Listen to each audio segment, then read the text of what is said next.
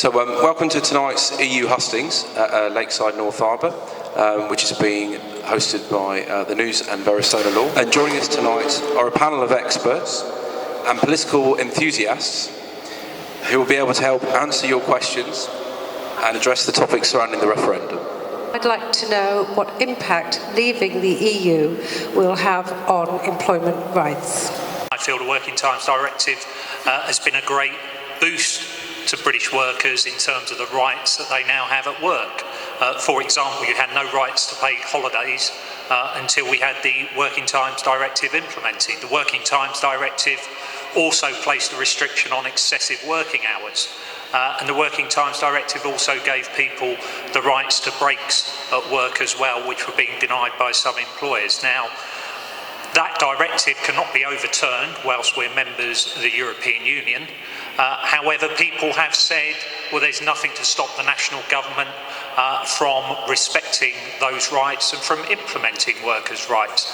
But I, as a trade unionist, then have to place faith in Boris Johnson, Michael Gove, Priti Patel, to actually support workers' rights when they're on the record as saying they want a bonfire regulations and they want to turn back in terms of workers' rights. In terms of European employment rights, I think that many good things have come out of the European Union, and the European Working Time Directive is certainly one of them.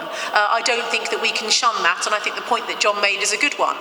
However, I do believe that it should be for the British Parliament and for captains of industry in this country to be advising our government on how they believe workers' rights should be reformed, and it certainly shouldn't be for the European Parliament, who have a completely different set of agenda to Britain and are focusing their growth areas in a different area to Britain, to be dictating to us. So from my perspective, I believe that the current restrictions we have as being a member of the European Union are slowing down the growth in our economy. I believe that wages and employment opportunities, particularly for younger people, will increase if we leave.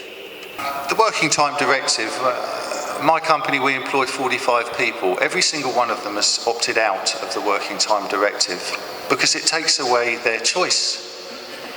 That's number one. I'm all for giving my employees choice, whether they want to work the weekend, work more than a certain hours a week. It's up to them.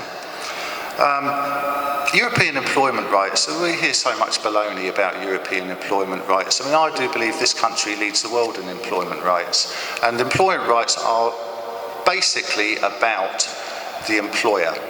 And what does the employer do for the employees? I mean, my company, I've never paid statutory sick pay to anyone. If they break their leg, which has happened, and take a month off, he's on full pay.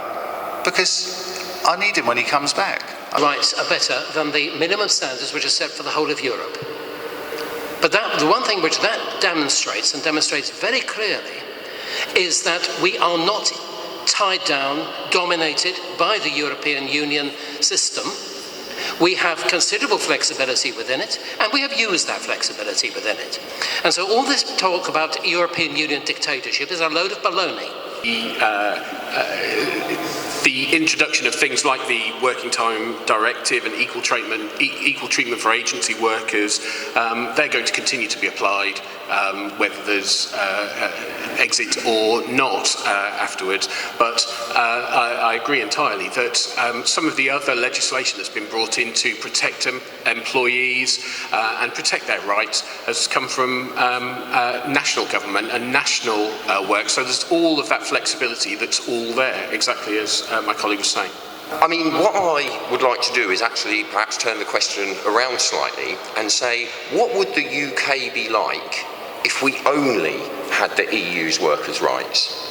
Because the reality is we would have less holiday pay, we'd have less maternity leave, there'd be no maternity pay at all, and we'd have no minimum wage.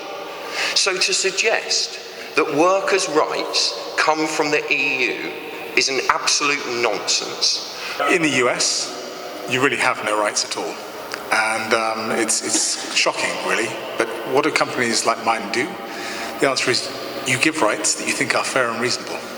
So employees of mine in America benefit beyond those other people in the local area. And I think that's a responsible thing to do, and that's what I would encourage all businesses to do.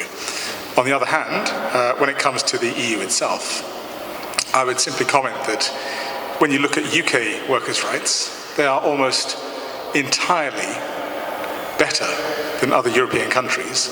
That's to say there's a balance between the needs of the business and the needs of the individual.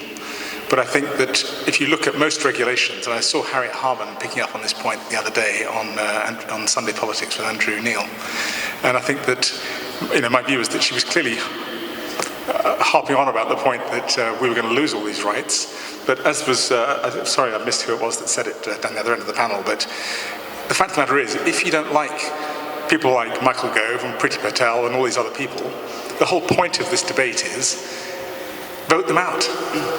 Get rid of them, put in the people that you want into Parliament, and pursue the workers' rights that you want. That's what democracy is all about, and that is why the EU must be terminated as a project. Really, we don't really know what the Leave campaign actually want, because they have never spelled out exactly what they would do in relation to labour rights. They make all the case about how we're uncompetitive in the EU and all the rest of it, but they never actually spell it out. And I think John's right, and the other speakers are right, that the EU provides a floor minimum, but doesn't stop you doing extra to protect your workers, which is why there are differences, which is why there's flexibility, which is why we're not imposed on by the EU.